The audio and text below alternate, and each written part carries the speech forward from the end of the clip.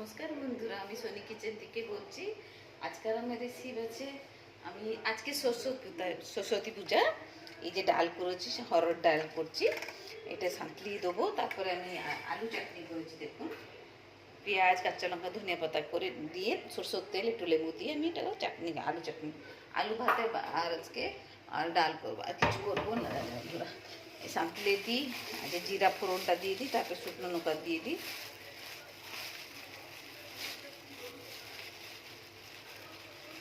আমার ভিডিওটা পুরো দেখুন, ভালো লাগলে লাইক দেবেন, শেয়ার করবেন, সাবস্ক্রাইব করবেন বন্ধুরা, অনেক থেকে অনেক সাবস্ক্রাইব করবেন বন্ধুরা। আমি জানি আমার ভিডিওগুলো কোথায় কোথায় থেকে যাচ্ছে। এই যে জিরা দিয়ে দিয়েছি, এই যে শুকনো লঙ্কা, এটা হয়ে গেলো।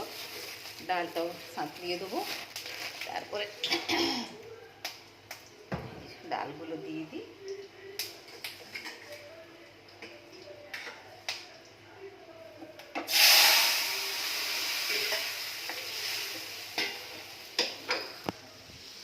এই যে ডালটা সাঁতলিয়ে দিয়েছি,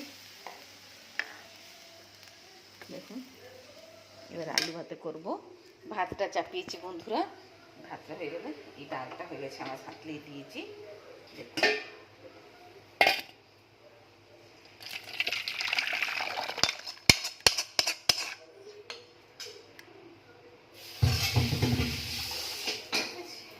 ডালটা হয়ে গেছে বন্ধুরা, আমার ভাতটা চাপিয়েছি। এইবারে আলু ভাতেটা মাখি, ঠিক আছে? আলু ভাতেটা মাখবো।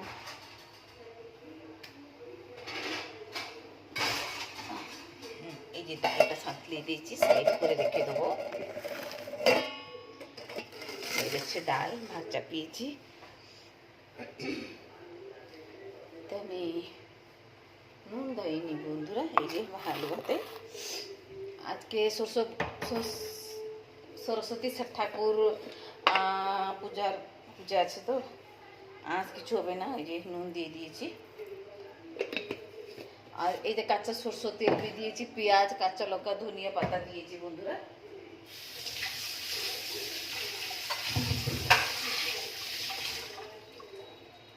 পাশে ভাত চাপিয়েছি, আলুগুলো একটু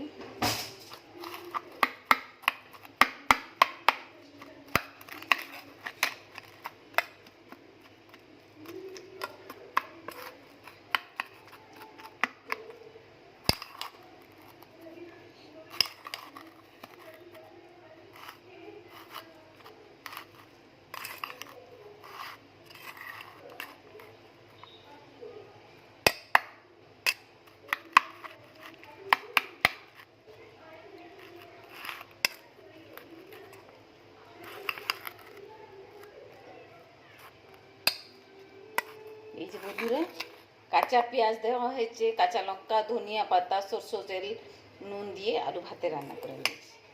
আজকে খালি আলু ভাতে আর ইয়ে করবো, ডাল ভাত, আর কিছু করবো না। আর বন্ধুরা ভিডিওটা পুরো দেখবেন, ইরিটেট হবেন না, স্কিপ করবেন না। আর ভালো লাগলে লাইক দেবেন, সাবস্ক্রাইব করবেন, কমেন্ট বক্সে জানাবেন আমার ভিডিও কোথায় থেকে আপনি দেখছেন। আর অনেক বড় ভিডিও করছি না, আজকে তো বেশি কিছু রান্না নেই। জনগানে থাকুন, ভালো থাকুন, সুস্থ থাকুন, ভগবান আপনাদেরকে মঙ্গল কর। রাখছি, নমস্কার।